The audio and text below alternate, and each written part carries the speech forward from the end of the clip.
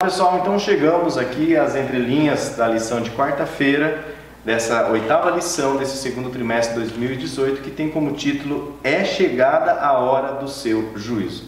E novamente, nós vamos trazer aqui nas entrelinhas o que é de costume, porque nós achamos que é muito importante, eu tenho aprendido muito aqui com as falas do Ricardo e dos visitantes, mas a aprender sobre a cultura hebraica.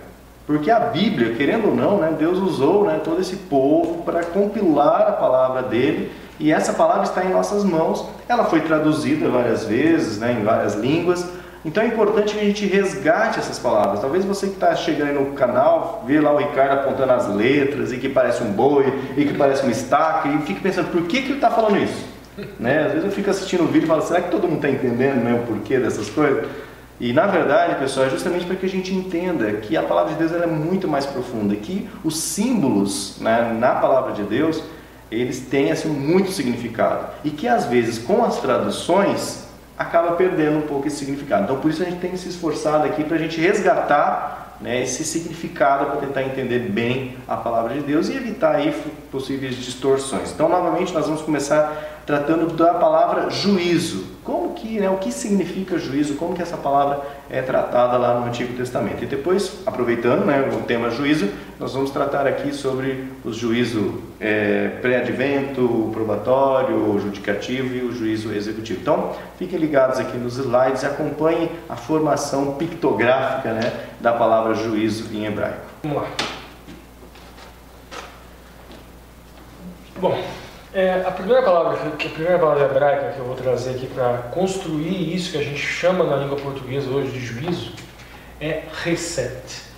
Hesed significa misericórdia. Vocês vão entender depois o porquê que a primeira palavra que eu vou trabalhar aqui é Hesed e não Mishpat. Vamos lá. Salmos 33, 22. Seja a tua misericórdia, Hesed, Senhor, lá está Yahweh, sobre nós, como em ti esperamos. Salmos 33, 22. Hesed significa graça, bondade, favor, benevolência, misericórdia, amor ou caridade. As conotações aqui. O Hesed se escreve com um Het, com um Samer e com um Dalet. Veja bem, o Het, dentro da estrutura pictográfica, é a parede de uma tenda ou uma cerca. É o que faz separação. Então veja bem aqui, o Hesed da primeira letra é no sentido de separação. Por quê? Com o pecado, ele fez separação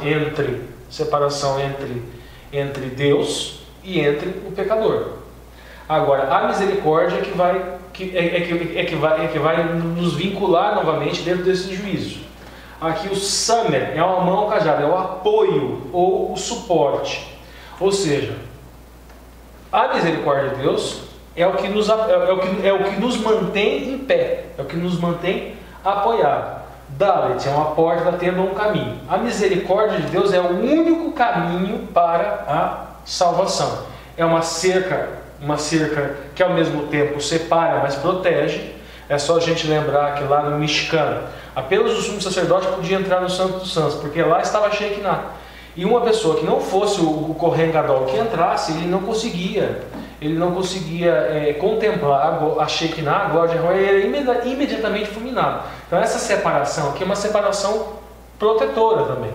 Em função do pecado, nós não podemos ter esse contato. Então, proteção, apoio e é o único caminho, a misericórdia. Agora, o porquê que eu estou falando de juízo e eu comecei com misericórdia no hebraico? Tiago 2,13. Porque o juízo será sem misericórdia sobre aquele que não fez misericórdia. E a misericórdia triunfa do juízo. Veja bem, o Hesed triunfa do juízo. Por quê? A pessoa que recebe, que tem misericórdia, ela tem que cumprir ele tem que cumprir os mandamentos da seguinte forma: ama a Deus sobre todas as coisas e ama o próximo como a ti mesmo. Mas esse cumprir do mandamento não é para a salvação. Esse cumprir é porque você recebeu a misericórdia de Deus e agora você pratica atos de caridade, atos de misericórdia. É uma retribuição, não para a salvação. Vamos colocar cada coisa no seu devido lugar. A lei no seu lugar e a graça no seu lugar. E no juízo, aquelas pessoas que têm emuná elas receberão misericórdia de Yahvé. Gênesis 15, 6. E agora vamos trabalhar aqui um pouquinho a questão do tzedakah. E creu ele no Senhor, e foi imputado isto por justiça. Tzedakah. Quem que é esse? Esse daqui é Abraão. Abraão creu no Senhor e foi imputado, ou seja, isso não era dele. Então veja bem, aqui a gente tem uma regrinha de causa e efeito, de ação e consequência. Ele creu em Yahvé, essa aqui é a causa, e qual é o efeito? Ele teve justiça imputada. Essa justiça não era dele, essa justiça veio de quem? Essa justiça veio do Senhor em função do Ma'amim aqui, no caso que é o crer, ou do Emuná, que é a fé. Levíticos 11, 25, nós vamos entender um pouquinho o que é o ser justo, o ser tzadik. Levíticos 11, 24 diz o seguinte: e por estes seres imundos, qualquer que tocar os seus cadáveres, imundo será até a tarde. Por que até a tarde? Aqui a imagem que a gente colocou, aqui tem o Mishkan, é a tenda, né, o santuário do deserto. E aqui nós temos o pôr do sol no fundo. Mas vamos entender um pouquinho aqui. O tzaddik, ela se escreve com tzá, e a gente vê aqui, é uma imagem que ela denota um homem prostrado, um homem ao lado. E esse homem ao lado, está tudo nessa imagem aqui de cima. Esse homem está ao lado do quê? Nós vamos ver aqui. Ele está ao lado da porta de uma tenda. Veja bem aqui a tenda do tabernáculo. Que no caso seria a segunda letra que seria o Dalet. O Dalet, o pictográfico dele é a porta da tenda. Nós temos um homem que está ao lado da porta da tenda. Aqui a gente já sabe que é a tenda do Mishkan do deserto. E aqui a gente tem o Kuf, que significa pôr do sol, por isso até a tarde. O tzadik é aquela pessoa que durante o dia, se houve contato com alguma imundície, ela ofereceu sacrifício, ofereceu o korban, sacrifício expiatório, o cordeiro que era oferecido em holocausto. Então ele foi para a tenda, ofereceu o holocausto até o pôr do sol, até a tarde, e ele deixa de ser imundo. O sacrifício expiatório, naquela noção de tipo e antitipo. Hoje nós não temos um Mishkan, mas nós temos um Mishkan celestial. O Mishkan celestial, a prática de você adquirir justiça é colocar emuná, é colocar fé no Messias. Então o tzadik humano é aquele que tem fé no Messias. A palavra tzedakah, em hebraico, ela significa ela é traduzida geralmente por um ato de justiça. Mas é uma tradução um pouquinho equivocada que não traz todo o sentido da palavra. Por quê? Tzedakah também é traduzido por ato de caridade. Porque dentro da visão judaica, uma vez que você recebe misericórdia do Criador, você tem uma obrigação de praticar tzedakah, que seriam atos de bondade, atos de caridade. Então aí a gente vê a noção do juízo. Recebe do Pai, e você, não porque o outro merece, mas porque você imerecidamente recebeu o Hesed, então você deve praticar a sua caridade mesmo que a outra pessoa não mereça. Salmo 105, 7. Aqui a gente vai trabalhar agora uma outra expressão. Ele é o Senhor nosso Deus, e os seus juízos estão em toda a terra. Aqui juízos, aqui agora a gente chegou finalmente no Mishpat. O Mishpat, a gente começa com um men. O men, água, aqui um símbolo de purificação. Então veja bem, o juízo, para alguns, será símbolo de purificação. Próxima letra é o Shin. É um comer, consumir ou destruir. Para outros será um símbolo de destruição. Agora o P é uma boca ou uma palavra. Essa palavra, nesse juízo, ela pode ser tanto de purificação, como pode ser de destruição. O que é que vai fazer a diferença? Vai ser justamente o Tav. Tav é uma marca, um sinal ou um pacto. Vai depender da marca que você tem, do pacto que você tem, do sinal que você tem. E nós vamos entender um pouquinho desse pacto. Vamos lá. Como eu disse, qual que será a diferença desse juízo? Aqui a gente tem o P, que seria no caso a palavra, né? E aqui as duas diferenças. Então como seria essa palavra? Gálatas 5.4. Lá em Gálatas 5.4 a gente vai pegar o Shin, no caso a destruição. Ou seja, uma palavra, um juízo, vamos dizer, de destruição. Ela vai acontecer para quem? Gálatas 5:4. Separados estáis de Cristo, vós o que sois vós o que vos justificais pela lei, da graça tendes caído. O que o apóstolo Paulo fala aqui em Gálatas? Quem é que cai da graça? Vós, os que vos justificais pela lei. A pessoa que tenta encontrar justiça própria, a pessoa que tenta encontrar justificação na lei, cai da graça. É isso que o apóstolo Paulo fala. Então, esse juízo de destruição, ele vem para aquelas pessoas que tentam encontrar justiça na lei. A justiça é encontrada em Cristo.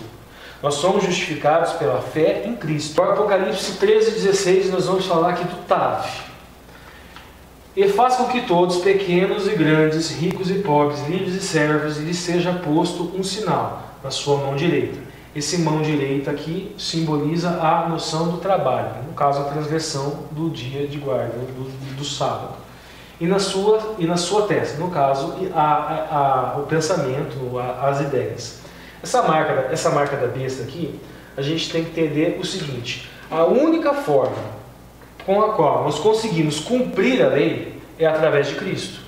Nós vemos aquilo que Ele fez por nós e nós tentamos ao longo da vida retribuir aquilo que Ele fez por nós. No caso, nos teve misericórdia para conosco, e nós tentamos retribuir cumprindo os mandamentos, não para a salvação, mas com uma forma de retribuição. Essas pessoas que serão seladas pela besta, elas descumprem esse mandamento e via de consequência negam a fé no Messias, porque a única forma de cumprir o mandamento é através da fé no Messias, como uma forma de retribuição. Agora, existe uma outra marca. Existe a marca dos 144.000, existe a marca dos salvos, que no caso seria a perseverança dos santos, aqueles que guardam os mandamentos de Deus e aqueles que têm a fé em Jesus, dentro daquela lógica que a gente falou. Cumprir o mandamento como forma de retribuição. Para essas pessoas, o pronunciamento no dia do juízo, ele será de purificação. E o sinal, no caso, é o testemunho de Jesus e a guarda dos mandamentos. O senhor volta agora. Tcharam! Pessoal, às vezes até é complicado, por isso você tem que acompanhar a linha de raciocínio, né, que o Ricardo vem desenvolvendo, para você entender como essas simbologias vão impactar no entendimento real quando essas palavras são usadas lá, principalmente no Velho Testamento, que está em hebraico, tá? E quando algum autor, né, que se expressa em grego, mas o pensamento dele pode estar em hebraico. Porque o Novo Testamento foi escrito em grego, só que ele foi falado em hebraico. Cristo ele foi raciocinado em hebraico. Ele foi pensado. Então toda a estrutura de jogo de linguagem ela é hebraica, tem que ser resgatada, mas a sintaxe é grega. Entendeu, pessoal? Por isso nós estamos aí. Continuando nas entrelinhas aqui de quarta-feira, chegada a hora do seu juízo, né, o César tem uma fala aqui interessante, né, que vai trazer algumas entrelinhas sobre a questão dos tipos de juízo, porque nós vemos, né, tem uma profecia em Daniel, onde fala que vai vir o juízo. E algumas pessoas acham que não, né, que tem, sei lá, que vai vir o grande juízo, mas parece que já está acontecendo algum juízo agora? Exatamente. Em Daniel 8,14, isso. Daniel tem a visão que o anjo falou: até 2.300 tardes e manhãs o santuário seria purificado. O que é essa purificação do santuário? O que significa essa visão que Daniel teve? Começa pelo decreto do rei Artaxerxes, em 457 a.C., né? Foi o primeiro ponto que começa essa profecia a se cumprir. Nós também entendemos que o princípio dia-ano, 2.300 tardes e manhãs, 2.300 anos. Inclusive nós, nas lições anteriores, né, trouxemos aqui alguns gráficos que mostravam certinho toda a execução dessas profecias. Vai terminar em 1844, que foi o grande desapontamento, porque foi pregado o evangelho a todo mundo, aguardando a volta de Jesus Cristo. Jesus Cristo não voltou. A história do livrinho de Apocalipse, que seria doce como mel na boca, mas amargo no estômago, porque eles aguardaram a volta de Jesus Cristo não veio. Bom, o que aconteceu nesse ano de 1844, já que Jesus Cristo não voltou? O juízo pré-advento ou juízo investigativo. O que significa isso? Jesus Cristo, depois que ele esteve aqui na terra, ele foi para o céu e lá ele está de férias? Ele está nas hostes celestiais. Ele está trabalhando como nosso advogado, como nosso juiz e como nosso intercessor. Desde 1844, começando pelo primeiro homem que nasceu aqui nessa terra, Adão e Eva, Jesus está fazendo um juízo pré-investigativo, ou um juízo pré-advento ou investigativo, passando nomes para que coloque em xeque a vida da pessoa para ver se ela está salva ou perdida, se ela tem mais uma chance ou não. Começou de todos os atos que ela já praticou em vida. Isso, começando por Adão, pelos mortos, não sabemos se está nos vivos ou não. Acabando esse juízo, Jesus falando no santuário, está consumado. É um momento, nós não sabemos o dia nem a hora da volta de Jesus Cristo, mas é um momento em que Jesus Cristo vem, sai do santuário e com os anjos do céu volta à terra para a segunda vinda, no qual já está selado o destino de cada pessoa. Quem está salvo, quem está perdido, está perdido. Então você já fez o juízo, no caso, pré-advento. Isso. Investigativo. E entrando agora, vai entrar no juízo comprovativo, ou seja, Jesus Cristo, quando ele vem, já tem que estar certo quem está salvo e quem está perdido. Se é morto, salvo, vai ressuscitar. Se é morto, perdido, não vai ressuscitar na primeira ressurreição. Isso. E se é salvo, vivo, vai ser arrebatado no céu, nas nuvens do céu, junto com Jesus. E se é salvo ímpio, vai ser consumido porque não vai suportar a glória de Cristo. Alguns amigos que talvez não estejam acostumados, né, com essa questão do estado dos mortos, procurem na internet muitos estudos adventistas sobre o estado do morto, o estado dos mortos, porque o César está falando aqui, né, alguma coisa sobre a primeira ressurreição, a segunda ressurreição, e alguns podem estar ouvindo isso pela primeira vez na vida deles, né? Então tem lá estudos bíblicos, o estado dos mortos, segundo a visão bíblica, que é o que os adventistas defendem. Isso. O juízo comprovativo, nós passaremos 1000 anos no céu, chamado também de milênio, no qual se abrirão os livros para qualquer dúvida sobre porquê da sentença de cada pessoa.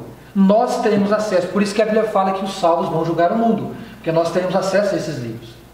Terminados os 1000 anos, ou milênio, chamado de milênio também, Jesus retorna à terra a terceira vez, para o juízo executivo ou seguindo para a última fase, que é o executivo. A primeira fase nós já falamos, o pré-advento. A segunda fase, o judicativo ou probatório. E a terceira fase, que é a que nós vamos falar agora, é o executivo, que é depois do milênio, né? Que Jesus vem dar a sentença final para os ímpios, e essa segunda ressurreição que nós falamos aí, que é a ressurreição dos ímpios que vão ressuscitar para receber a sentença final, porque nós sabemos que o ato final da justiça de Deus é o fogo, o lago de fogo e enxofre. Então a palavra também fala que não é para a gente julgar, para que não sejamos julgados, porque da maneira que nós julgarmos as outras pessoas, também seremos julgados.